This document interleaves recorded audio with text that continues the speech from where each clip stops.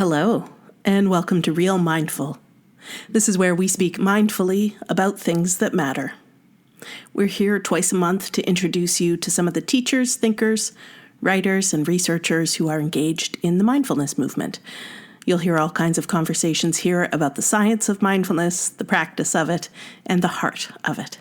If you've been a listener of Point of View with Barry Boyce, you've come to the right place, and Barry is our guest today, as a matter of fact. I'm Stephanie Domet. I'm the managing editor at Mindful Magazine and mindful.org. And this is Real Mindful.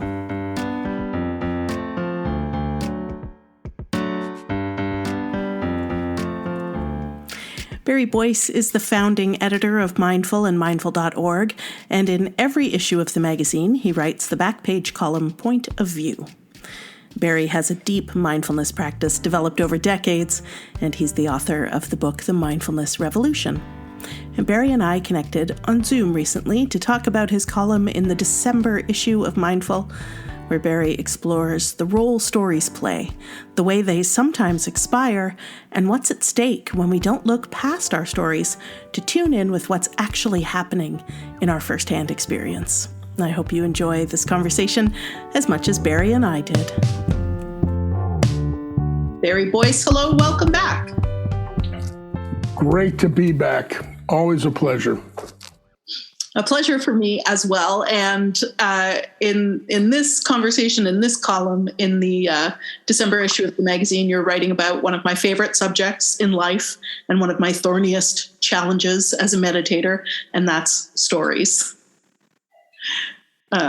We're both writers, so we're probably oriented in somewhat the same direction. Stories are vital. They tell us who we are, where we come from, how to be human. But of course, that's not the full story on stories, and you get at that, some of that in your column. Some stories don't stand the test of time. Often they don't show the whole picture. And you make the point, the more time we spend engrossed in stories, the less time we spend in firsthand experience. So I wonder if you could start by talking more about that. What do we get from firsthand experience that we don't get from stories? Yeah, well, this whole story thing has been a deep and ongoing contemplation for me, as you're saying, as a writer and a editor and basically a professional storyteller. So, and a curator of stories and a collector of stories. And, I love a good raconteur, So it's, and I know that that's so often, how we connect. And when people get together, if you're hanging out, you don't give your friends a PowerPoint presentation about your. So let me give you the 5 points of this previous week. Let me summarize. You tell them a story about the most bonkers thing that happened to you. Exactly. You tell them a story, and you can, or you collect your experience into a story. So obviously, it's a rich and wonderful part of being human. So to answer your first question, rather than to tell a story, I was inspired to talk about direct experience based on some discussions I've been having with some mindfulness teacher friends who've been emphasizing in their experience working with teaching people meditation, the value of our sense of where we are, our proprioception, that it's kind of like even before you do any formal meditation with somebody or for yourself, if you can just get yourself to, like right now, listener, just touch something. Like I'm touching my laptop.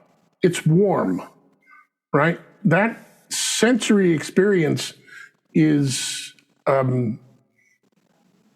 really immediate. or if I just reach over here and drink some water, I mean, it's water. Doesn't have a lot of taste to it, but it's a whole experience. And, it's been pointed out that, you go back really far in human history, our sensory engagement on a daily basis would be necessarily more intense than we have now. For example, to get that water, you'd do more than reach for your glass, wouldn't you? Exactly. Yeah. I would have to walk somewhere, likely, and maybe turn a crank, or there'd be so much more involved in just leading our daily life that would keep us on the ground. So in teaching people meditation, which seems to be this kind of weird thing, okay, now you're going to sit down and follow your breath, and then when you have a thought, you're going to do this. But if you could just say, okay, feel your butt touching the seat, really start there. And that really is the first part of mindfulness. We call it mindfulness of body, but body doesn't just mean this body. It's mindfulness of your sensory field and that you are someplace. So, there's a lot of power in that, and that's a place that we can always return to when we get lost in the story we're telling ourselves. Yeah. I think that's an important aspect of this. Is there something here about what's real or what's true? And maybe, what's real or what's true, and I think those are two different things, is harder to assess in stories than it is in sipping from a glass of water? Yeah, I think story is part of its power is that it's dangerous. Right, because it can be persuasive. It can hide all sorts of things. I mean, I've been writing a little bit recently about some things that happened now,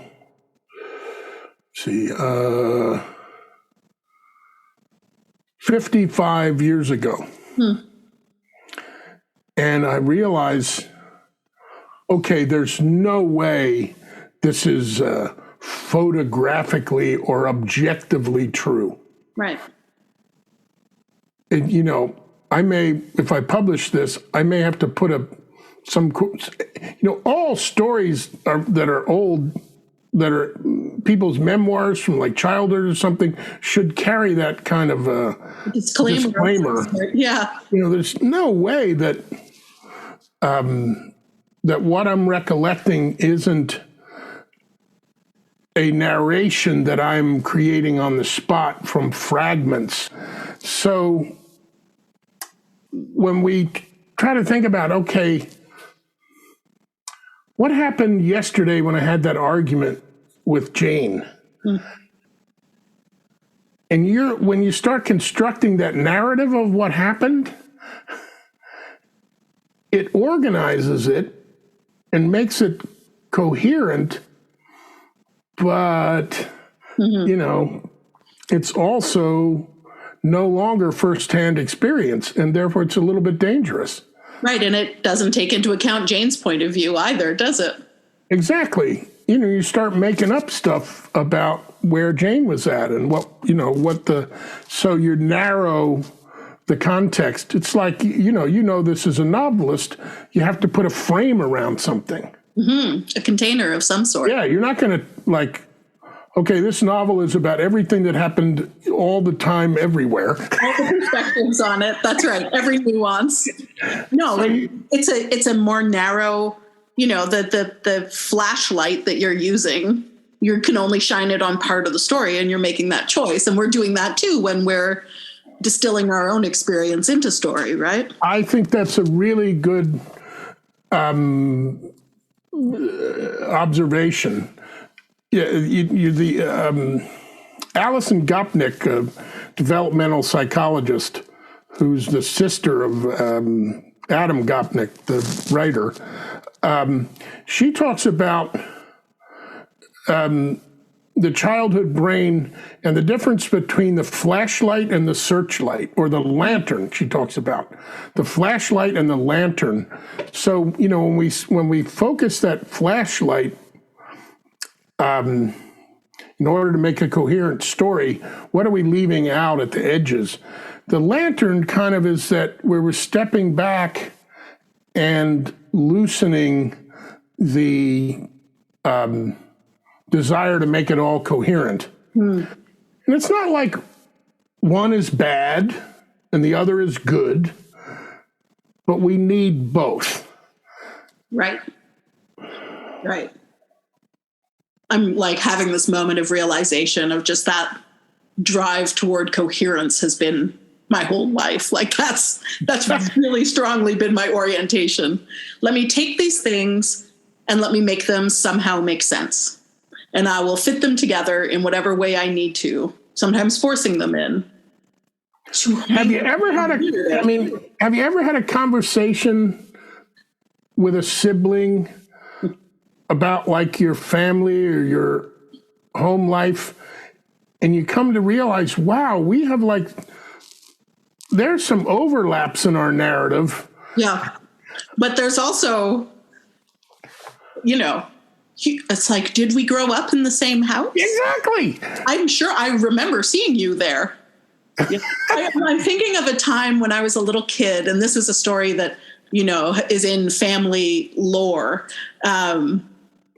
And all's well that ends well. But me and my two brothers and our mom, we were at a neighborhood pool party.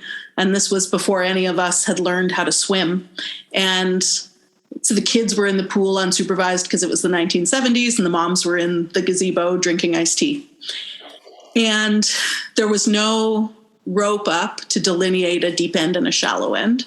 And I remember, and always maintained from the time I was a kid, that my older brother suggested that perhaps this pool was shallow all the way across, and he wanted to find out.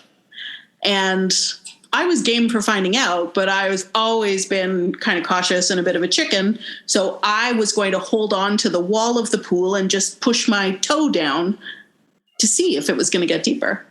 And what I remember is that Chris, my older brother, loaded Jeff, my younger brother, onto his back and just set out into the middle of the pool. And you can guess what happened. They slid down the slope, and Chris came up and Jeff didn't. He just sank like a stone. Oh, my God. There was screaming, me, Chris, both screaming. And one of the moms came out of the gazebo, dove into the pool, got my little brother and brought him out. And he's fine. He lived. We all lived. But what Chris remembered was that he did have Jeff on his back, but he wasn't trying to see if the pool was shallow all the way across. He just slipped. And that's what happened. But I remember that I was, being cautious and arguing for logic and all the things that I always do. And anyway, this can never be resolved because we were so young and my mother wasn't there. She was in the gazebo. But none of the three of us, and Jeff is too young to have an opinion about this. Right. He doesn't really remember it at all. And so it's a story that can never be untangled. And yet we were all within, Chris was 7, I was 5, Jeff was 3. We were all living in the same house with the same parents, having, the same experiences. But what's interesting about that, among many things, Steph, is that it's possible that you and your brother constructed your stories in ways that you would have a tendency to put things together to make them coherent and secure. Right. That's exactly right. Yes. So that speaks to there is no common story. There is no one story. And we think there is. Yeah. And that's when we get into trouble. Exactly.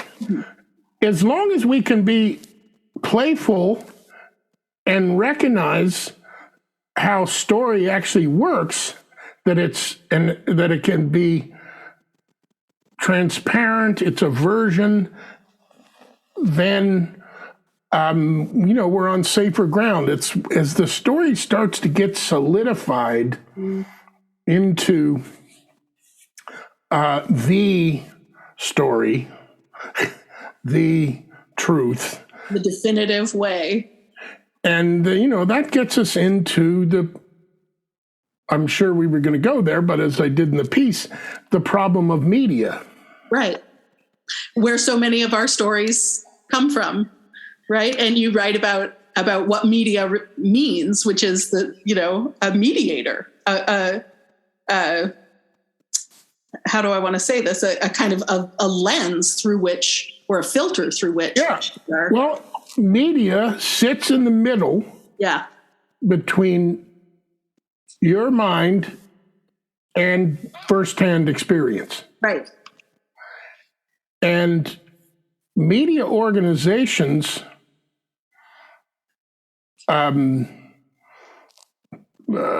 create brand values that presume that they're actually giving you kind of firsthand experience. Mm-hmm. We are giving you the story. Mm-hmm. And in fact, it's all like you and your brother trying to sort out what happened. It's got to be seen, it's seen through a lens. Yeah. So when we have these received stories, in the place where I grew up, people were, we moved there from New York. This comes up in a later column, but I moved to a small town, rural area. People had a kind of a beautiful conservatism about them. They were people of the land. They were very straightforward, extremely intelligent about how things work in the world. It's like, the intelligence of a farmer is deep. Mm. Or, anybody who's worked so directly with the land, they may not be schooled in the sophisticated analytical discussions about politics, but they know what they know. Yeah. And they're naturally conservative in the sense of, I'm not going to just go with the latest newfangled thing. Fast forward many years now, those farmers and their tractors, they have radios or the internet now. And they have somebody telling them a story. Mm-hmm. And then this becomes the received truth. And it's changed people. Yeah. They're actually not, when they used to, I would go to this little diner. It was so sweet how people of all different walks of life would collect at this diner and tell their stories to each other and yuck and yak. And now that's so often an angry mob bringing together the stories that they've been told by media. And it's sad to see that. We need to recognize this, that media sits between us and firsthand experience.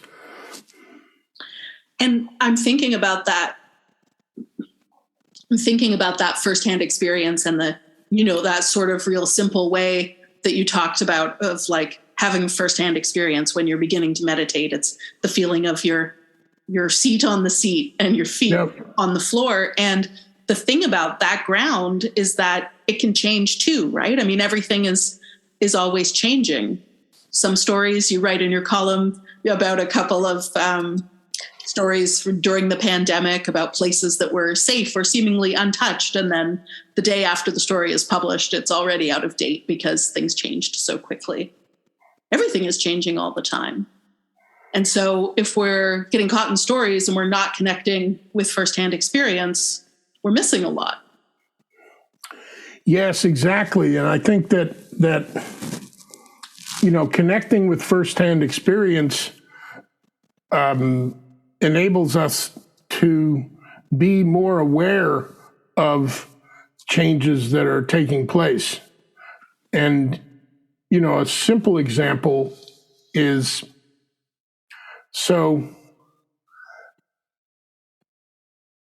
I've been guilty as anybody of taking up too much space in a room in talking, and so let's say you're hanging out, you're telling your story, and you're getting into it and having fun telling it.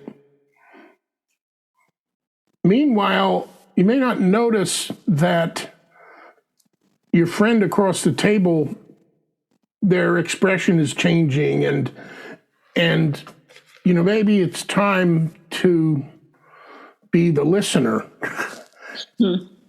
And to let them come out and, you can actually perceive what's going on with them. And I'm sure you've had this experience where you're just having a jolly hangout with somebody, and then it turns out they've got something really deep on their mind that they need to share.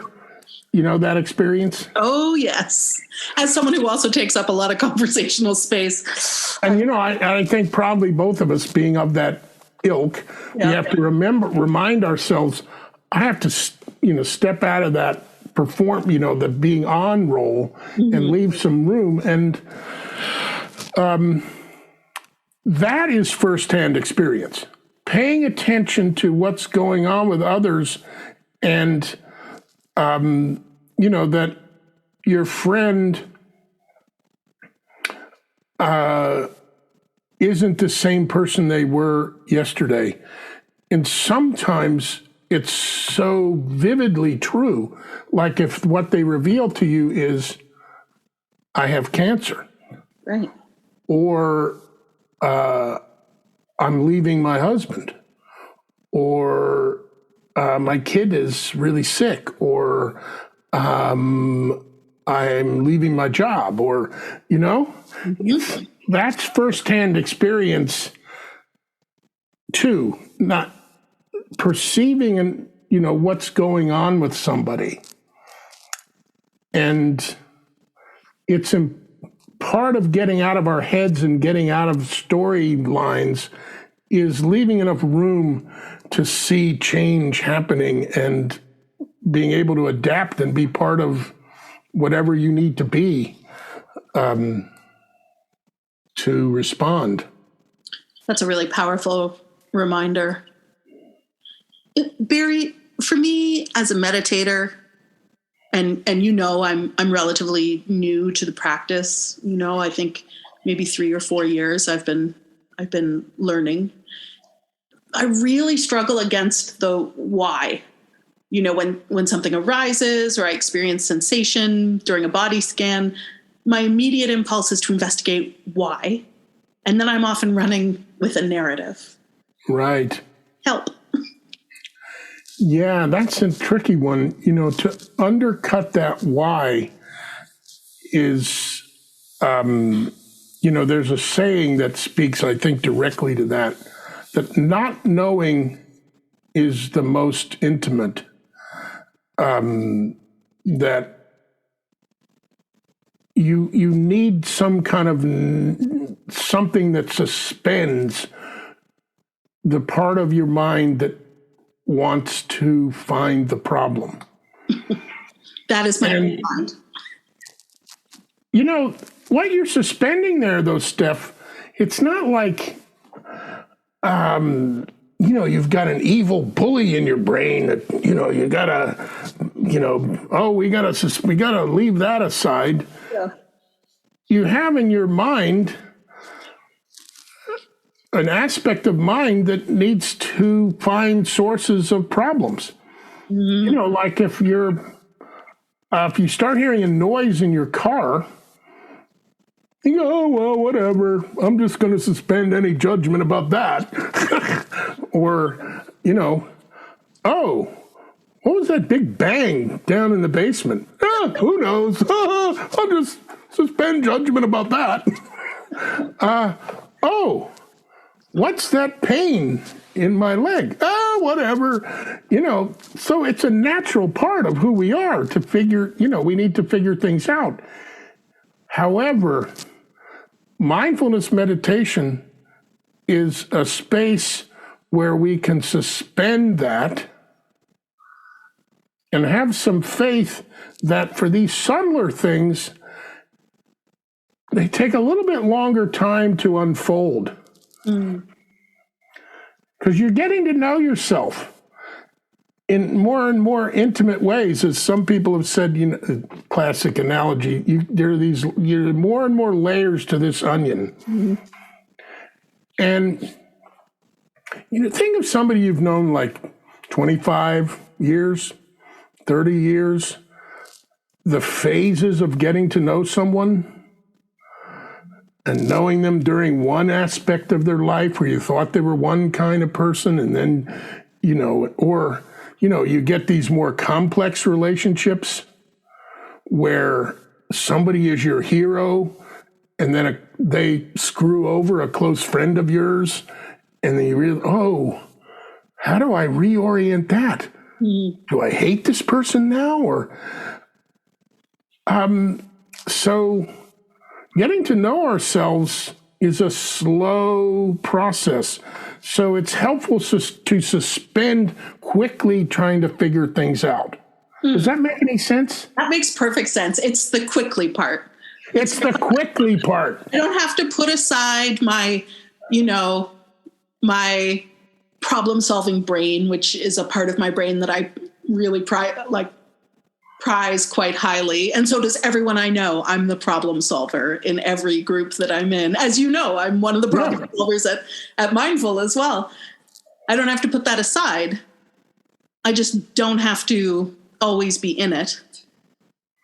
And I don't have to emerge with the answer immediately. Yeah, it's a situation where, if you're sitting quietly, stuff will bubble up, and you're going to have to give that time to unfold. It'll be there again. Right. There's no expiry on these things. Yeah, it'll be there again. It has some, if it's meaningful, it has some persistence, and so. I think that's a really important point that we kind of stumbled onto there, is that, there's meditation isn't about, okay, I have these bad habits of how I think and I should so one of them is judgment and problem solving. No, that's a good thing. Hello. It's just about suspending the speed of it. Because, it's not emergent. Right. You can, a really good example is again about this getting to know somebody. That snap judgment thing where you just categorize and pigeonhole somebody so quickly. Yeah. Or you can think of the pain you feel when you when you perceive somebody doing that to you. They've figured out so quickly who I am and what I am. And so, it's about suspending. Making that bit of space so that your wisdom and your discernment have a place to be. Yeah. And so and how it relates to story is not making the story cohere so quickly. Right. Seeing a bigger picture. Well, I'm always in favor of that. So we want to preserve part of this piece, and part of our discussion here is we want to preserve a place for storytelling, for God's sake. Oh my gosh, we better, or you and I are both out of luck and out of work. Yeah, exactly. We're done. We're toast. Back it up. So when mindfulness instructions say, to, notice the storytelling and drop it, I hope we have a little more clarity here about what that means. It's not a blanket repudiation of all storytelling, because the culture would come to a grinding halt, and as you say, we'd lose our jobs. So, yay, storytelling. Stories. Just be careful. I'll accept those cautionary words. Barry, it's always such a pleasure to talk with you. Hey, thanks. It was a blast. And can't wait to do it next time. Bye, everyone. You can read Barry's Point of View column in the December 2021 issue of Mindful, or find it at mindful.org. If you enjoyed this episode of Real Mindful, will you consider leaving us a review? You can do that wherever you find your favorite podcasts, and your review can help other listeners decide whether to take a chance on Real Mindful. You can write to us as well about anything you hear on this podcast. Drop us a line at yourwords@mindful.org. And speaking of podcasts, we also have a weekly practice podcast that we call 12-Minute Meditation. It's based on an idea that's arising out of the latest neuroscientific research that reveals that 12 minutes of meditation a day can be enough to yield benefits like increased focus, clarity, calm, compassion, and we're always interested in helping you with that. So every week we deliver a fresh mindfulness practice right into your ears from a leading mindfulness expert. You can subscribe to 12-Minute Meditation wherever you find your favorite podcasts. We'll be back with another episode of Real Mindful. Until then, may all your narratives be on the page.